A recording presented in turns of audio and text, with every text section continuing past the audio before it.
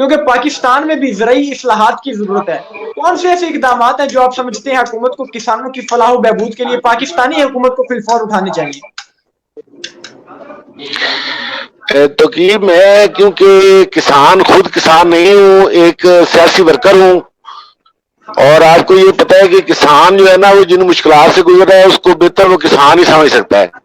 لیکن بالکل بنیادی ایسے بات یہ ہے پاکستان کے لیے میں یہ سمجھتا ہوں کہ پاکستان میں جو ان پٹس ہیں نا، جو جن کو ہم مداخلات کہتے ہیں، یعنی کہ جس طرح کھادیں ہیں، بیج ہیں، زرعی مداخل. زرعی مشینری ہے، یہ ساری تو غیر ملکی ہے. پاکستان میں تو کچھ بھی نہیں بنتا.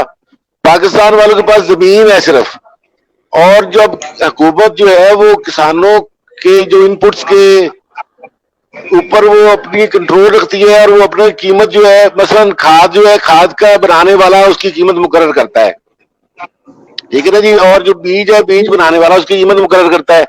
کسان کو بھی اپنی پروڈکٹ کی قیمت مقرر کرنے کا حق ہونا چاہیے.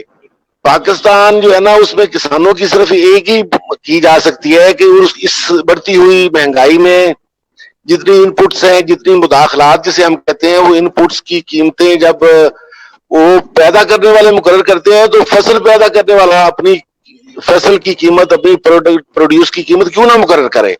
پاکستان کی حکومت صرف اگر ان کو یہی حق دے دے کہ کسانوں کی اگر کمیٹیاں بن جائیں اور وہ کسی چیز کی قیمت مقرر کرے تو یہ ان کے اوپر بہت بڑا احسان ہوگا. اور یہ وہ جو ہے نا اس کی سسٹینیبل یہی بات ہے.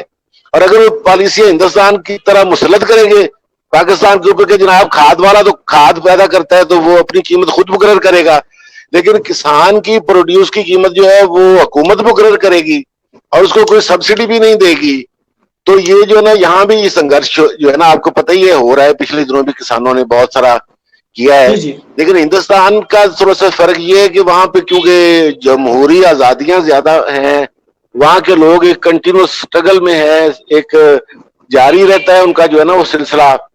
تو ہمارے ہاں بھی جو ہے نا جی وہ کوئی کام نہیں مطلب کر رہا ہے، ان کی بھی ڈیمانڈ بھی یہی ہے، ہمارے کسانوں نے بھی یہی کچھ کیا ہے.